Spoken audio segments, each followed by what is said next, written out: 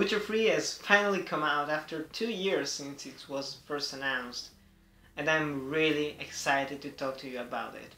I just wanted to improvise this review, and I wanted to tell you from the depths of my heart how much I love this game. As you have to know, this is not really a biased review, because I've read almost all of the books, and I've played a lot the other 2 titles. So if you're expecting something a little bit more non-fan, not from a fan, don't watch this review. Or stick around and watch it, maybe you'll like it as well. So, let's start from the story. The game takes place after the Nilfgaardians have invaded the Northern Realms, and now Geralt is looking for Ciri, which is basically his adopted daughter, and he raised her with the mage Yennefer, which also disappeared. So what Geralt is doing is looking for both of those girls, and there are a lot of adventures, and that's pretty much all I can say, because there are lots of things that you can spoil by saying even more of the plot. I can see a lot of people getting a little bit confused by what's happening if you haven't played the other games, and seeing Ciri and Yennefer for a fan of the books is awesome because they're really important in the books, but if you haven't read them, they are really unfamiliar and they aren't really that well introduced into the game. But otherwise they are perfect. It's beautiful to see them fully realized in the video game. The other point that a lot of reviewers are talking about, and which I fully share, are the side quests. Because unlike some of the Elder Scrolls games and other RPGs like Dragon Age, basically every single side quest is a small story. It could be easily a short story from the books of Sapkowski. For example, in one of those side stories, or side quests better, there is a young girl that is missing, and her brother makes you find her, and you start looking for her. And you're like, okay, we just have to find this little girl, whatever. And then you find blood and you find a corpse. And you're like, whoa, this might be a werewolf affair. And the sister of the girl who died, who disappeared, says, it's best if you go away and, well, here, take my money, go away, don't keep searching for my sister, just go away. And I said, no, I'm not gonna be bribed by you, I'm gonna go to the heart of the situation. And I went there, and there was a werewolf, and it was intense, it was a long fight, and you get to know the story of the man behind the werewolf, and why this woman didn't want you to find him, basically. And every single story has some great characters, some interesting side stories that you want to fully understand the situations. And that is the strongest point of the story of The Witcher 3. The game has been criticized for having been downgraded. Has it been downgraded compared to the first trailers? Yeah, kind of. But if you look at the first trailers, they were a little bit too dark and almost too realistic. Well, this game is actually really colorful, which is something that I really appreciated, because even though I love the first 2 games, especially the second one, it was all a little bit dusty. The environments are full of detail. Every single place that you explore, every single village, every single city that you explore is full of little places, nooks and crannies. I don't know what I'm talking about right now, but the game is full of detail. And also, there's been a new improvement to Geralt compared to the previous games. Now he grows a realistic beard. That beard, man, just so beautiful. In my opinion, every video game character should have a beard. The weather effects are fantastic in the game, especially the rain. When everything is raining and you're fighting, it's beautiful to look at. And there are some amazing vistas to go to and see the incredibly huge open world of The Witcher 3. There are a lot of things to talk about in the gameplay department. So we're gonna start with the combat. The combat is very similar to the one on The Witcher 2, only that this time it's more realistic in terms of movement. Geralt, every time he attacks an enemy, he moves to the other one really realistically. There are many more enemies sometimes on the screen compared to the second game. Sometimes we'll be fighting 6 or 7 bandits, 5 or 6 snackers, maybe even 10 drowners. And every time the combat is responsive, it feels great. There have been a lot of improvements. They've added some bonus things. For example, they've added a crossbow with unlimited bolts, which is brilliant. Now the bombs that you create and the potions, they regenerate every single time that you meditate or the time passes through, which is also amazing because otherwise you'll be spending a lot of money and time trying to craft a bomb for a certain mission, and if you've already crafted it, you don't have to craft it once again if you finish them, which is brilliant. Almost every game should do that. More or less every single game, but it's a nice addition nonetheless. They've also added horse riding, which is a feature that is basically absent in PC gaming, thanks to Rockstar not giving us Red Dead Redemption on PC. Damn it. But now we have Roach, which is probably one of the best horses in gaming, up there with the one from Shadow of the Colossus. Really weirdly, the combat on horse is really easy. You can kill all the enemies just by standing on the horse. They will usually miss you. I don't know if it's a bug or if it's just skills. I don't think it's skills, but it's really weird nonetheless. And it does a lot of damage. It moves perfectly. It can go from one place to the other really fast. The stamina recovers really quickly. It's overall a great addition to the game that feels really needed, because I think that in every single open world game set in medieval times, you need a horse. You just do. Also, customization has been really improved. The inventory is easier to navigate. It's not just a list of things that just you don't understand. Now they're separated in better categories compared to the first game.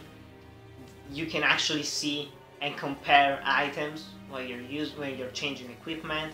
You can change your armor, you can change your boots, you can change your gloves, you can change your hairstyle, you can change the saddlebags on your horse. There's a lot of things that you can customize in the game. The character build that you can create is also really well done. Now you can buy some skills and improve them, but you also have to equip them. And by going further into the game and unlocking more levels, you will unlock more trees to add your perks to, which is a brilliant idea. And you can also use mutagens this time, but you can use certain mutagens in the skill tree, and if the color of the mutagen matches the perks that you added, you will get more advantages, which is a nice addition, and it's easier than it sounds. Trust me. Also, there are a ton of side quests and side activities. Compared to the second game, there are probably 50 times the side activities that were in the game. Because when you're playing an open world game, the thing that you really want is a lot of things to do. And if there aren't that many activities, the world just becomes lifeless. In a game like Gun from 2005, there are maybe 20 side activities. When you finish them and you finish the main story, there is nothing else to do. In this game, you have fist fights, you have horse races, you have Witcher contracts, you also have the Gwent card game, which is really well executed. I personally don't like it, mainly because I don't like card games that much, but it's a lot of fun if you are into card games. I think it's one of the best card games you can play, even though I don't like card games. It sounds weird when you say that, but still. They've also changed, as I said, there is fist fights that you can have in the game, and they have been improved because in the previous games they were quick time events. Now they're actual fist fights, which is a great difference. They've completely removed QTEs. There's not a single QTE in this game, not a single one. It's great. I love The Witcher 3.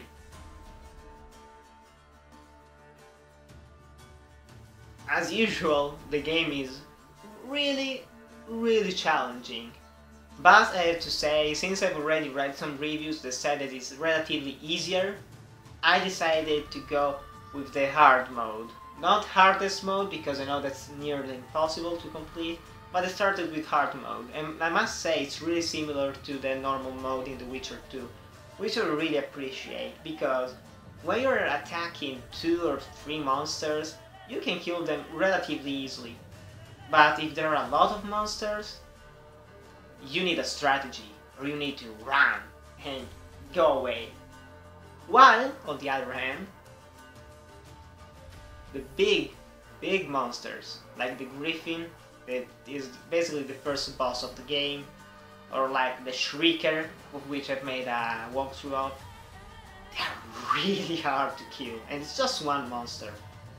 So the challenge is amazing, because the game this time around doesn't feel frustrating. Most of the time you will die because you didn't do research on a certain type of monsters, because you didn't equip the right sword, because a lot of people are still confused by having 2 swords. Guys, it's simple. Steel weapon for humans and animals, and silver weapon for the monsters. It's not that hard to understand. The score of the game is made by Marcin Przybylowski and Mikołaj Strohiński. I totally butchered the names, but I don't care. You guys did a fantastic job.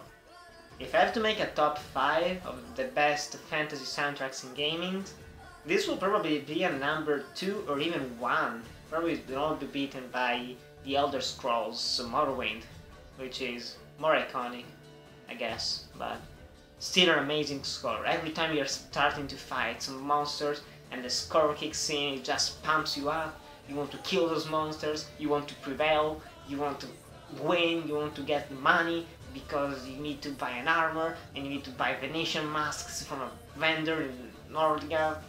Just going away. The sound is amazing.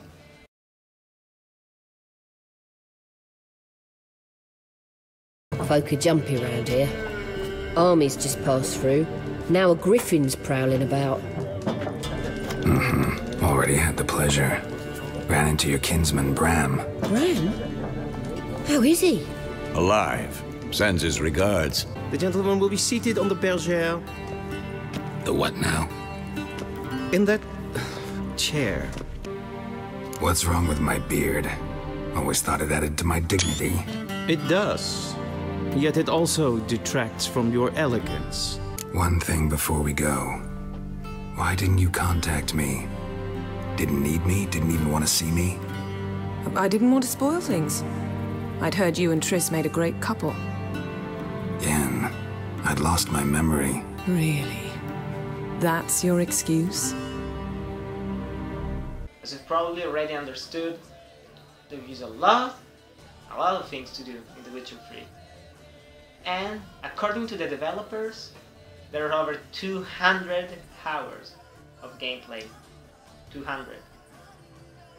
It's like 10 days plus. They're also going to add more free DLC every 1 or 2 weeks, I think. That will add customization items, that will add quests, that will add different outfits, which is just amazing. They've also announced 2 expansion packs that aren't free, unfortunately, but they're going to add over 30 hours of gameplay. They're gonna unlock a different region. That is just something amazing. Also, every time you take your horse and you see that you have to go to the other side of the map and you start riding, chances are you're gonna find yourself near a monster nest, someone to help, a village being attacked by ghouls, some shrine that you have to defend, I don't know, there's just so many side activities, so many random events also, which are some of the things that make games like Red Dead Redemption so replayable. I think that also taking into account the different choices that you can make during the campaign, there are probably 2 or 3 years to spend playing this game, just to fully complete the entire game and replay it to see the different outcomes, because every single thing that you do changes something. So guys, in the end, The Witcher 3 is probably one of my favorite games of all time. I really liked the first game, even though the combat was kinda shitty. Yeah. I loved The Witcher 2, even though it was really frustrating at times, but it was still really enjoyable. But The Witcher 3, in my opinion, reaches perfection, because even though there are some bugs that can be easily fixed by the developers, and they've already put out a lot of patches, I can see people looking back at this game and saying 2015 was the year that gave us The Witcher 3, and we thank you, CD Projekt Red. You've made one of the best RPGs of all time, easily, in my opinion, the best Western RPG. Yeah, it's better than Skyrim in my opinion. I said that. It's better than Skyrim. You don't believe me? I'm gonna show you in a video. Stay tuned. I'm gonna make The Witcher 3 versus The Elder Scrolls 5 Skyrim. It's gonna be a fun time. So, if you have played The Witcher 3, tell me below what you think about it. Chances are that you're probably hating it because of the poor performance, because you don't like the story, because the combat is really shitty, because I prefer The Elder Scrolls Skyrim. So you say that. You can like The Elder Scrolls Skyrim more, but don't say that the game is shitty for that. Oh, the Skyrim is better. Don't do that. Don't do that. Don't do that. The Witcher 3 is perfect.